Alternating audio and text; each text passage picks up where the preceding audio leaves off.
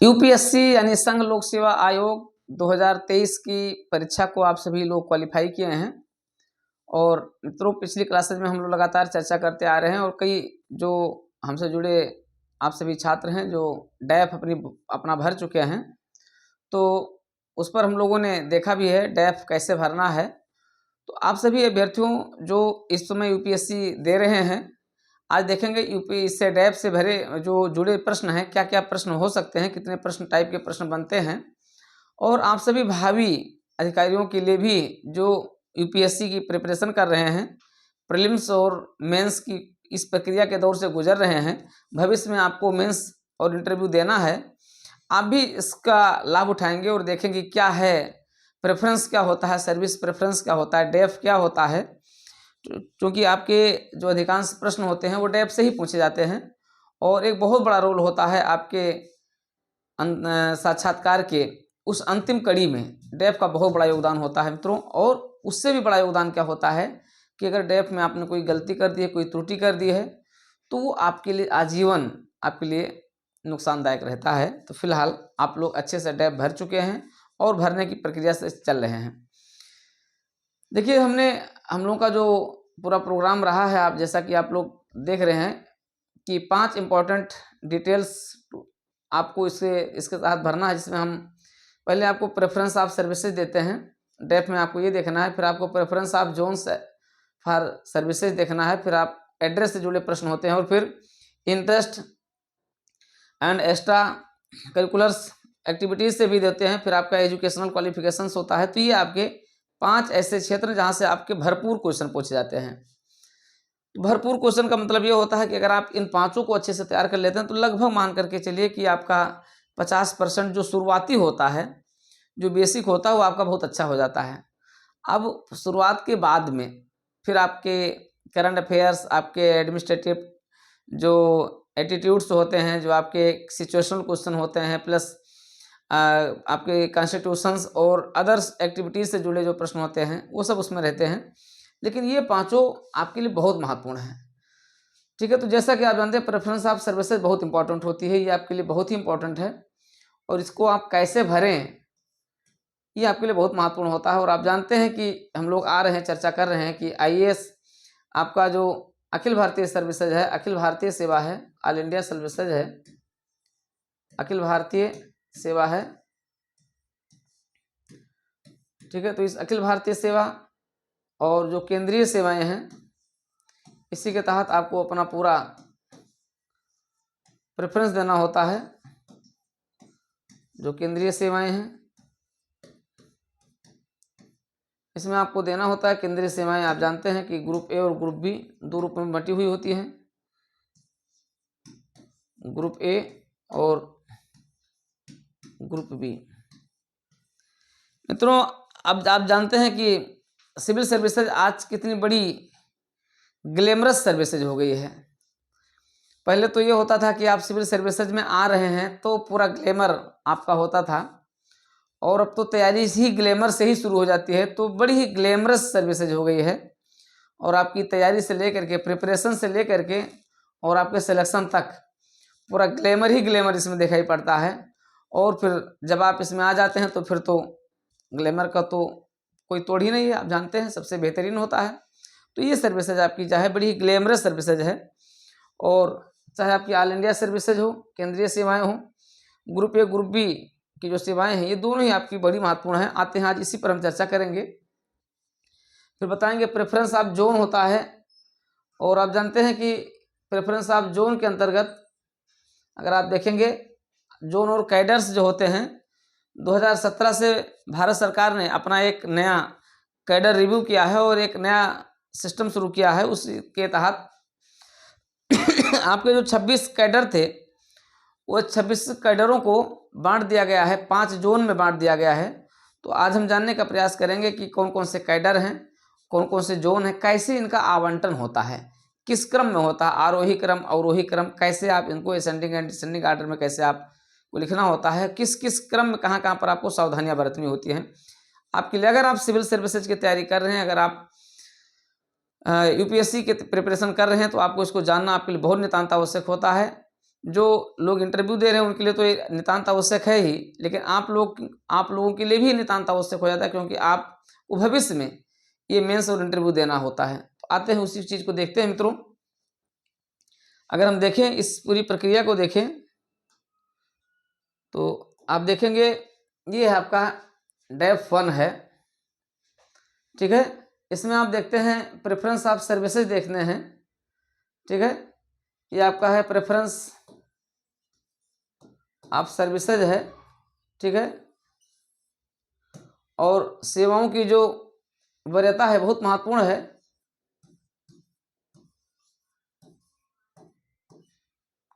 जो वरीयताएं हैं आप देखते हैं कि जैसे इस साल ये 21 सर्विसेज में इस पूरे प्रेफरेंस को भरना है 2023 में। इस प्रेफरेंस आर्डर में आपको भरना है। अब देखिए इंडियन एडमिनिस्ट्रेटिव सर्विसेज है, ये ऑल इंडिया सर्विसेज है, इंडियन फॉरेन सर्विसेज है, इंडियन पुलिस सर्विसेज है, ठीक है। अब ये भी आपकी क्या है, ऑल इंडिया सर्विसेज है, और ये भी क्या है आपकी ऑल इंडिया सर्विसेज है। लेकिन ये आपकी क्या है, सेंट्रल सर्विसेज है। ये आपकी इंडियन फॉरेन सर्विसेज आपकी सेंट्रल सर्विसेज है, केंद्रीय सेवा ग्रुप ए में आती है, मतलब टॉप क्लास की सर्विसेज है। इसमें अगर आप देखा जाए तो सबसे टॉप सेवा अगर कोई है तो वो क्या है, आपका इंडियन फॉरेन सर्विसेज है। इसीलिए ये सबसे, इसका जो कंपटीशन है आईएफएस का, जो कंपटीशन वो किसके साथ है, देखिए किसके साथ है, आईएएस और आईपीएस के साथ है। मतलब आपको अगर आईएफएस बनना है तो आपको कंपटीशन किससे करना होगा, आईएएस और आईपीएस से करना होगा। अब आप अपने प्रेफरेंस आर्डर में किसको दे रहे हैं ये आपके ऊपर निर्भर होता है। ये सभी सर्विसेज, ये इतनी सर्विसेज हैं, ये सब सर्विसेज आपकी क्या है, सिंपल ग्रेजुएशन के स्तर पर है, सिंपल ग्रेजुएट लेवल पर अगर आपने केवल किया, आपने केवल और केवल स्नातक किया है, केवल और केवल आपने ग्रेजुएशन किया है, तो उसकी ये सर्विसेज है। इतनी सर्विसेज में से आपको अपने सर्विसेज को एक प्रेफरेंस आर्डर में दिखाना होता है। जिस सर्विस को आप पहली वरीयता देंगे उसको आप पहले कॉलम के अंतर्गत रखेंगे और इसी तरीके से आपको देना होता है, क्योंकि ये तो क्रम दिया हुआ है। इसके अलावा आपको प्रेफरेंस आर्डर देना होता है, किस क्रम में आपको रखना है। जैसे अगर आप देखें आपका प्रेफरेंस आर्डर अगर है, अगर आप यहाँ पर बनाएं तो आपका है इंडियन एडमिनिस्ट्रेटिव सर्विसेज है, ठीक है। ऑल इंडिया सर्विसेज सभी का प्रेफरेंस आर्डर क्या होता है, आईएएस ही होता है। तो आपका प्रेफरेंस आर्डर आपका होगा तो आईएएस आपका क्या हो जाएगा, फर्स्ट प्रेफरेंस आपका हो गया आईएएस, ठीक है। सेकंड प्रेफरेंस अगर आप आईएफएस को देना चाहते हैं तो इसको दे सकते हैं, नहीं तो आप आईएफएस, आप आईपीएस को दे सकते हैं, इंडियन पुलिस सर्विसेज को दे सकते हैं। आपका जो है सेकंड प्रेफरेंस हो गया, ठीक है। अब अगर आपको इंडियन फॉरेन सर्विसेज देना है तो आपको इसको 3 प्रेफरेंस, आपका तीसरा प्रेफरेंस आपका क्या हो गया, इंडियन फॉरेन सर्विसेज हो गया। अब आता है आपका चौथे पर आता है Indian audit and account services group A है, Indian civil account services group A है, Indian corporate law services group A है, Indian defence account services group A है, इंडियन डिफेंस, ठीक है, स्टेट सर्विसेज ग्रुप ए है, Indian information service junior grade group A है, Indian postal services, Indian post and telecommunication accounts and finance services, Indian railway protection force service, Indian railway management service, Indian revenue service, customs indirect tax group A, Indian revenue services income tax group A. अब पहली वरीयता, अब आपने 3 वरीयताएं वहां भर दिया है, चौथी वरीयता आपने क्या भर दिया, आईआरएस भर दिया आपने, ठीक है। Indian revenue services IRS income tax group ए आपने भर दिया। अब इसके बाद फिर आपका होगा, अब देखिए प्रेफरेंस तो आपको बनाना है, लेकिन जो मैं बना रहा हूं, फिर आपने क्या भर दिया, फिर आपने Indian revenue services customs and indirect tax group ए भर दिया, आपने इसको भर दिया। 5वें नंबर पर आपकी ये हो गई। अब इसमें आपकी सर्विसेज आपको देखना है कौन आपकी सबसे बेहतरीन सर्विसेज हो सकती है, ठीक है। अब Indian audit and account services, ये भी आपकी बहुत अच्छी सर्विसेज है, क्योंकि यहाँ से आप कहाँ तक जा सकते हैं, आप कैग तक जा सकते हैं, सीएजी तक आप जा सकते हैं, ठीक है। तो हमारे ख्याल से आप इसको भरें। इंडियन सिविल अकाउंट सर्विसेज की बजाय बल्कि आप Indian audit and account services, ये भी आपकी अच्छी है तो आप इसको भर सकते हैं, 6 नंबर पर आप दे सकते हैं। फिर आपकी है Indian civil account services group A, ये भी आपकी बेहतरीन है, अच्छी सर्विसेज है, इनको आप 7वें क्रम पर दे सकते हैं। इंडियन कारपोरेट लॉ सर्विसेज है, इंडियन डिफेंस अकाउंट सर्विसेज है, इंडियन डिफेंस स्टेट है, उतना बहुत अच्छी नहीं है। Indian information service junior grade group A है। फिर आपके Indian post and telecommunications account, ये भी बहुत अच्छी नहीं है उस रूप में। Indian railway protection force services, Indian railway management services, Indian trade services group A grade 3, armed force headquarter civil services group B, Delhi Andaman and Nicobar, Delhi Andaman Nicobar, Iceland Lakshadweep, ठीक है, दमन दीव दादर नगर हवेली, जो आपका पूरा देने होता है। फिर आपका पौंडुचेरी सिविल सर्विसेज, फिर आपका है पौंडुचेरी पुलिस सर्विसेज। तो ये सब तो लास्ट में रहेगा, ठीक है, आपको पहले इसमें से भरना। आपने 7 कॉलम आपने भर लिया है, ठीक है। अब आप इसमें सबसे अच्छा आपका कर सकते हैं आप इंडियन कारपोरेट, चूंकि अभी ये न्यू सर्विसेज है जो जल्दी बनाई गई थी, तो आप इसको कर सकते हैं इंडियन कारपोरेट, क्योंकि इस समय कारपोरेट का आपका बहुत बेहतरीन हो गया है, नया चार्म आपका इंडियन कारपोरेट सर्विसेज के रूप में आया है। फिर आपका आता है, अब इधर देखिए, आपका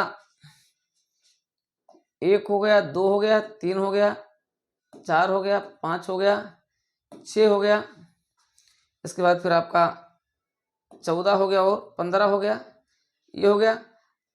अब देखिए इंडियन डिफेंस भी आपको न दीजिए, Indian defence, Indian information services junior grade, बल्कि आपका इंडियन, अब इसके बाद आप इंडियन पोस्टल सर्विस और Indian postal telecommunication account and finance आप कर सकते हैं। तो आपको फिर करना होगा 9 नंबर पर आप इसको कीजिए इंडियन पोस्टल सर्विसेज, क्योंकि इसमें भी आपको पोस्टल सर्विसेज में भी आपको आप रिटायर होंगे कहाँ तक, अगर आपकी कम एज है तो आप जाएंगे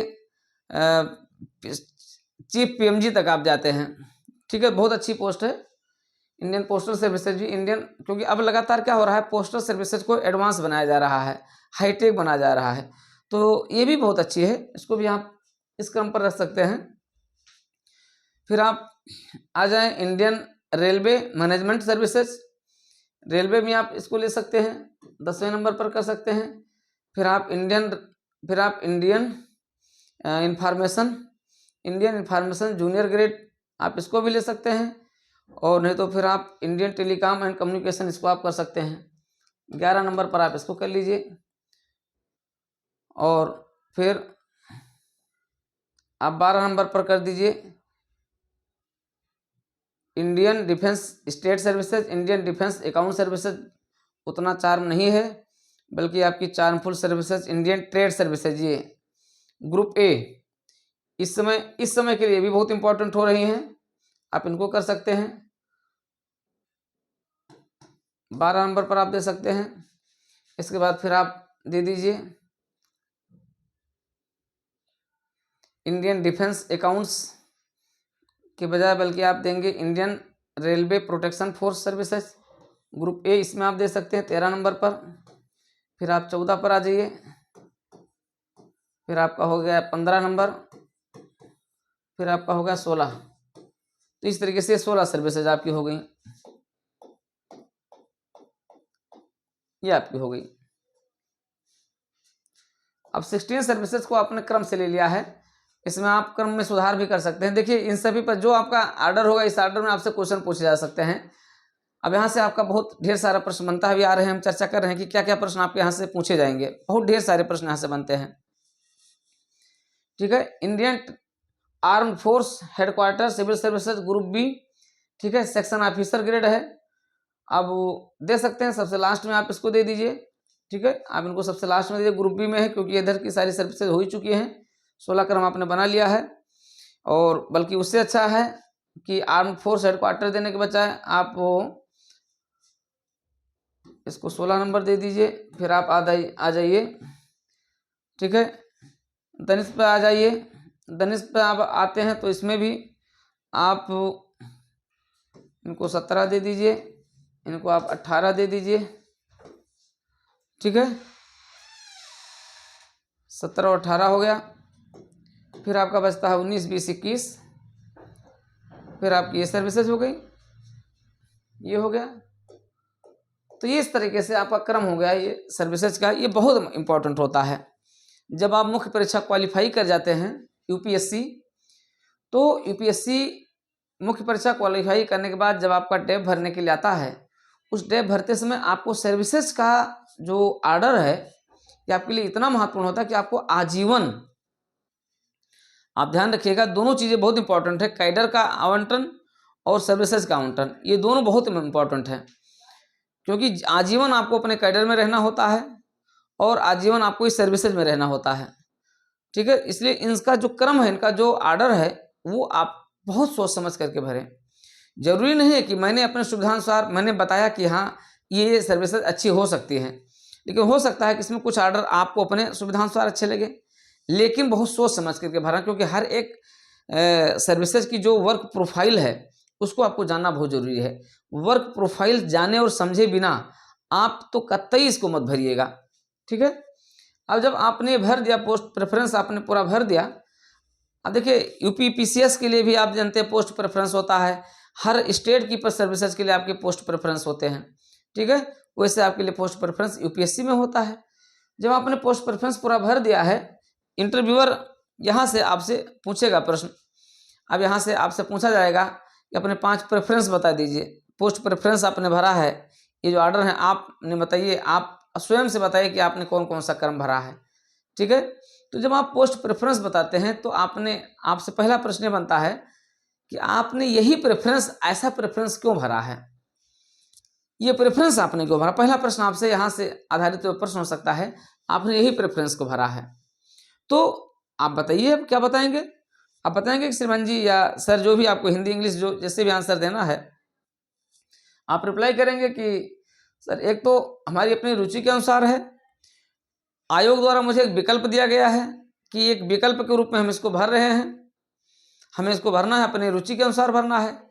और दूसरा, हमने वर्क प्रोफाइल देखा है, हमें जो ऑल इंडिया सर्विसेज में कार्य करने के लिए और हमें सेंट्रल गवर्नमेंट की सर्विसेज में कार्य करने के लिए उसमें कार्य क्षेत्र की व्यापकता है, उस कार्य क्षेत्र की व्यापकता के आधार पर और उसके वर्क नेचर के आधार पर मैंने अपनी इस प्रेफरेंस को उसी क्रम में मैंने भरा है। तो दोनों आधारों को लेकर के आप क्या करेंगे, इसके आंसर को आप डिस्क्राइब करेंगे। दोनों आंसर आपके लिए क्या होना चाहिए, बिल्कुल बेहतरीन होना चाहिए। अब यहाँ से फिर अगला प्रश्न होता है, पहला प्रश्न होगा, आपने सबसे पहली वरीयता, फर्स्ट प्रेफरेंस आपने आईएएस को क्यों दिया है। बहुत बेहतरीन आंसर आपको यहाँ पर बताना है, आपने आईएएस को सबसे पहली वरीयता क्यों दिया है, क्या बताएंगे, आपका आंसर क्या होगा।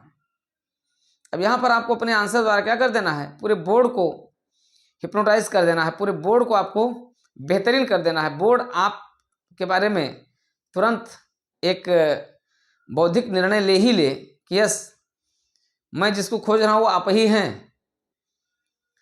तो अब आपको यहाँ पर क्या बताना है, आप बताइए कि श्रीमान जी आईएएस, इंडियन एडमिनिस्ट्रेटिव सर्विसेज, यह एक ऑल इंडिया सर्विसेज है, अखिल भारतीय सेवा है के अंतर्गत एक महत्वपूर्ण सेवा है, और जिसके अंतर्गत मेरा कार्य क्षेत्र भले ही मेरे जोन और मेरा कैडर रहेगा, लेकिन मुझे अपने जोन और कैडर के बाहर भी आकर के जब हम प्रतिनियुक्ति पर होंगे तो मुझे ऑल इंडिया स्तर पर, इसमें मुझे अखिल भारतीय स्तर पर मुझे कार्य करने का अनुभव प्राप्त होगा। इसमें ऑल इंडिया मोबिलिटीज़ पाई जाती है, अखिल भारतीय गतिशीलता पाई जाती है, जिसका वर्क नेचर भी डिफरेंट होता है, उसमें काफ़ी वरीयताएँ पाई जाती हैं, और वर्क नेचर के साथ साथ हम पूरे देश भर में हमें कार्य करने का एक बेहतरीन अवसर प्राप्त होगा। साथ ही साथ हम राज्य सरकार में तो अपनी सेवाएं देंगे ही, हम केंद्र सरकार के स्तर पर भी प्रतिनियुक्ति के समय हम केंद्र सरकार पर भी अपनी सेवाएं देंगे। केंद्र सरकार के में सेवाएं देते हुए प्राप्त हुए अनुभवों को हम राज्यों में भी ला करके उसका लाभ प्रदान करेंगे, और इसी प्रकार से राज्य के जो लाभ होते हैं उनको मैं सेंट्रल गवर्नमेंट में जब प्रतिनियुक्ति पर होंगे तो वहाँ के लाभों को, वहाँ के क्षेत्रीय विषय वस्तुओं को हम पॉलिसी मेकिंग में, ऑल इंडिया लेवल पर पॉलिसी मेकिंग में भी हम उसका यूज कर सकते हैं।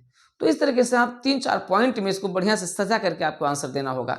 ये बहुत महत्वपूर्ण आंसर होता है, समझ लीजिए। इस आंसर से मुझे लगता है कि ये आपका एक पूरा पर्सनालिटी, पूरा व्यक्तित्व आपका यही पहले प्रश्न से ही उभार करके रख देगा। जैसे आपकी सर्विस प्रेफरेंस होंगी, आपका प्रश्न यहाँ से 100% पूछा जाएगा और इस प्रश्न का उत्तर लाजवाब उत्तर देकर के आप क्या कर सकते हैं, आप पूरे बोर्ड को अपनी ओर ले सकते हैं, अपने बारे में सोचने के लिए मजबूर कर सकते हैं। और फिर यहाँ से क्या होगा, फटाफट क्वेश्चन पूछा जाने शुरू हो जाएगा, तुरंत पूछा जाएगा, अच्छा तो आप सेंट्रल गवर्नमेंट में जो आप पॉलिसी मेकिंग में भाग लेंगे, क्या आप अपने अनुभव को लेकर के आएंगे। जैसे मान लेते हैं कि आपको उत्तर प्रदेश कैडर मिल गया है, उत्तर प्रदेश आपको मिला है, तो यूपी कैडर के तहत आप सेवाएं देते हुए, यूपी सरकार को सेवाएं देते हुए, उत्तर प्रदेश राज्य को अपनी सेवाएं देते हुए आप जब सेंट्रल गवर्नमेंट में जाएंगे तो आपकी क्या प्राथमिकताएं होंगी। अब आप बता सकते हैं कि श्रीमान जी उस दौरान मेरे द्वारा जो अनुभव प्राप्त किया गया है, जो प्रॉब्लम्स फेस की गई हैं हमें स्टेट गवर्नमेंट में अपनी सेवाएं देते हुए, उस प्रॉब्लम को मैं वहाँ बेहतरीन तरीके से उस पर एनालिसिस करूँगा और एक ऑल इंडिया लेवल पर उस चीज़ को मैं बेहतरीन तरीके से समाधान करने का एक मॉडल विकसित करूँगा। अन्य किसी राज्य में भी अगर इस तरीके की प्रॉब्लम वहाँ है तो उसको भी मैं क्या करूँगा, उसका समाधान करने का प्रयास करूँगा। उस पर जितने अधिक से अधिक हमारी केस स्टडी, हमारे रिसर्चेज हो सकते हैं उसको हम बढ़ाएंगे। उस पर हम एलोकेशन अपना बढ़ा सकते हैं, फाइनेंस एलोकेशन बढ़ा सकते हैं, हम उस पर एक बेहतरीन स्किल डेवलप करके हम उसका समाधान कर सकते हैं। तो जो भी मुझे जो प्रॉब्लम फेस हुई है उसको मैं बेहतरीन तरीके से वहाँ पर सेंट्रल गवर्नमेंट में कार्य करते हुए हम उसको बेहतरीन कर सकते हैं। तो इस तरीके से आप वहाँ पर मान लिया कोई स्टडी टाइप का अगर कुछ प्रश्न पूछा जाता तो आप उसको बताएंगे। पूछ लिया उन्होंने अखिल भारतीय सेवा क्या होती है, संविधान में इसका उल्लेख कहाँ, आप बताएंगे कि श्रीमान जी ऑल इंडिया सर्विसेज वह होती हैं जिसमें अखिल भारतीय गतिशीलता पाई जाती है, जिसमें सेंट्रल गवर्नमेंट के द्वारा इसमें नियुक्ति होती है, भर्ती होती है, प्रशिक्षण दिया जाता है, लेकिन सर्विसेज कहाँ देते हैं, अपने अपने राज्यों को देते हैं जो राज्य कैडरों में बटी होती हैं। इसी प्रकार से भारत के राष्ट्रपति द्वारा ये सुरक्षित और संरक्षित होती हैं। और आईएएस एक ऐसी सर्विसेज है, आईपीएस और आईएएस ऐसी सेवाएं हैं जो संविधान के लागू होने के पूर्व में भी थी और उन्हें रूपांतरित कर दिया गया स्वतंत्रता के पश्चात, और अब ये सेवाएं स्वतंत्रता के पश्चात स्वतंत्र भारत में संविधान लागू होने के साथ ही संविधान द्वारा सृजित सेवाओं के रूप में प्राप्त हुई हैं। इस तरीके से आप बताएंगे आईएएस के बारे में, ऑल इंडिया सर्विसेज के बारे में बताएंगे। तो यहाँ से ढेर सारे प्रश्न मित्रों बन सकते हैं। ये सारे प्रश्न हमारे बुकलेट में दिए गए हैं, इन प्रश्नों को क्रम से आप हमारे बुकलेट के माध्यम से प्राप्त कर सकते हैं। ठीक है, अब आपने सेकंड प्रेफरेंस क्या भरा है, इंडियन पुलिस सर्विसेज भरा है। देन क्वेश्चन आपका जनरेट होगा, क्यों आपने भरा है। बहुत लोग होते हैं कि जो पहली प्रेफरेंस आईपीएस को देते हैं, पुलिस प्रशासन को देते हैं, तो वहां पर भी आपसे ज़्यादा प्रश्न पूछा जाएगा। व्हाट इज द रीजन, क्या कारण है कि आपने अपनी फर्स्ट प्रेफरेंस आईपीएस दिया है या सेकंड प्रेफरेंस आपने आईपीएस दिया है। ऐसे प्रश्न आते तो आप बताएंगे श्रीमान जी मैंने आईपीएस अपना सेकंड प्रेफरेंस दिया है क्योंकि ये all India services Akhil Bharatiya सेवा है और मुझे लगता है कि सामान्य प्रशासन के कार्य करने के साथ साथ मुझे पुलिस प्रशासन में कार्य करने की ज़्यादा आवश्यकता होती है और पुलिस प्रशासन में अपनी बेहतरीन सेवाएं देकर के लॉ एंड ऑर्डर को मेंटेन कर सकते हैं। साथ ही साथ हम ऑल इंडिया लेवल पर हम लॉ एंड ऑर्डर को मेंटेन करवाने में अपनी भूमिका का निर्वाह कर सकते हैं। मुझे कार्य करने का एक व्यापक राष्ट्रीय स्तर पर मुझे अवसर प्राप्त होगा और लॉ एंड ऑर्डर अगर मेंटेन रहता है तो राष्ट्रीय सुरक्षा जो है आंतरिक सुरक्षा ये मेंटेन होंगे और इससे देश में एक विकास का एक नया वातावरण सृजित होगा क्योंकि जो डेवलपमेंट होता है वो लैंड ऑर्डर से, इंटरनल सिक्योरिटी से, नेशनल सिक्योरिटी से ये सीधे जुड़े हुए होते हैं। इसलिए श्रीमान जी मैंने आईपीएस को अपना फर्स्ट प्रेफरेंस चुना है या फिर मैंने अपना सेकंड प्रेफरेंस चुना है, जो भी आपके होंगे उस आधार पर आप इसका उत्तर देंगे। दोनों उत्तरों को आपको क्या करना है, ऐसे ही पॉइंट वाइज लाजवाब तरीके से देना है मित्रों। ये चीज़ आपको बनाए रखना है और इसी रूप में आपको फिर आप देखेंगे इंडियन फॉरेन सर्विसेज, भारतीय विदेश सेवा को आपने तीसरे क्रम पर डाला है, उसके बारे में क्या प्रश्न होंगे। फिर आपने चौथे क्रम पर आपने दे दिया है Indian revenue services, income tax group ए को दिया है तुरंत यहाँ से। अच्छा आप आईआरएस आपने फोर्थ क्रम में दिया, इसका मतलब आप जाना चाहते हैं, हर व्यक्ति की तमन्ना होती है, आपकी भी है रेवेन्यू सर्विसेज में। अब वहाँ से तुरंत आपसे क्वेश्चन जनरेट हो जाएंगे, ठीक है, आईआरएस के बारे में। फिर आपका IRS customs and indirect taxes group A के बारे में, यहाँ से भी प्रश्न पूछाएंगे, क्या होता है टैक्स, क्या होता है, कैसे आप टैक्स कलेक्शन को कैसे आप बढ़ाएंगे, कैसे आप टैक्स को जो है आप एक रिस्पॉन्सिबल गवर्नमेंट के साथ कैसे जोड़ेंगे, कैसी जो सिटीजन की जो एक रिस्पॉन्सिबिलिटी होती है उनको आप कैसे टैक्सेस के साथ जोड़ेंगे, कैसे आप लोगों को प्रोत्साहित करेंगे, टैक्स की क्या भूमिका है, इन ढेर सारे प्रश्न आपके यहाँ से बनने शुरू हो जाते हैं। ठीक है, इसका जॉब प्रोफाइल क्या है, इसका वर्क नेचर क्या है, वहाँ से प्रश्न पूछे जाते हैं। तो इन पर थोड़ा सा आपको, बहुत ज़्यादा नहीं, चूँकि अब सर्विसेज में तो आप है नहीं, बट उसके बारे में आपको क्या करना है, थोड़ी सी एक जानकारी, सामान्य जानकारी इसके बारे में आपको रखना है। तो मित्रों ये सारे उस पर जो है हमारी बुकलेट में सब पर सारे प्रश्न दिए गए हैं और उसका एक संक्षिप्त उत्तर भी आपके साथ दिया गया है। तो आप हमारे इस क्लास के साथ जुड़ करके इंटरव्यू के साथ फेस होकर के और आप बेहतर नहीं बल्कि बेहतर से बेहतर कर सकते हैं। आपके रैंक के निर्धारण करने में, आपके पोजीशन के निर्धारण करने में और आपके सर्विसेज को बेहतरीन बनाने के क्रम में ये क्लासेस आपके लिए एक रामबाण सिद्ध होगी मित्रों। तो आप आइए और हमारे इस सुपर एक्सक्लूसिव इंटरव्यू प्रोग्राम के साथ जुड़िए। इस इंटरव्यू प्रोग्राम के माध्यम से आप बेहतर से बेहतर करेंगे और आप सभी छात्र जो इससे जुड़ चुके हैं और लगातार इससे जुड़े हुए हैं, और ये बड़ी सुखद स्थिति है कि आप लोग देश में विभिन्न क्षेत्रों में हैं, दिल्ली से भी आप लोग, कई लोग जुड़ चुके हैं। तो ये आपके, हमारे लिए भी बड़ी सुखद स्थिति है और आपके लिए भी बड़ी सुखद स्थिति है। जहाँ तक हो सकता है हम आपके सदैव प्रश्नों को और आपकी जिज्ञासाओं को पूरा करने का प्रयास करेंगे और वो चीज़ आपको देने का प्रयास करेंगे जो आपको केवल इस एक्सक्लूसिव इंटरव्यू प्रोग्राम में ही मिलता है। शायद आपको और अन्यत्र जगहों पर ये चीज़ें उस रूप में प्राप्त नहीं होती हैं। तो मित्रों इस बुकलेट के साथ आप जुड़े रहिए।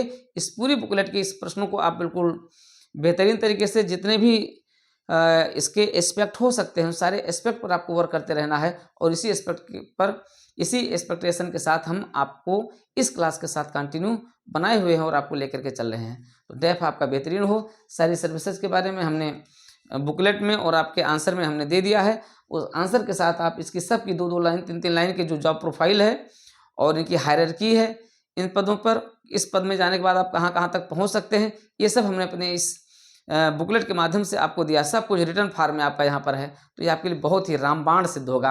तो आइए और इस सुपर एक्सक्लूसिव इंटरव्यू प्रोग्राम का एक अंग बने और अपनी सफलता को आप 4 चांद लगाएं।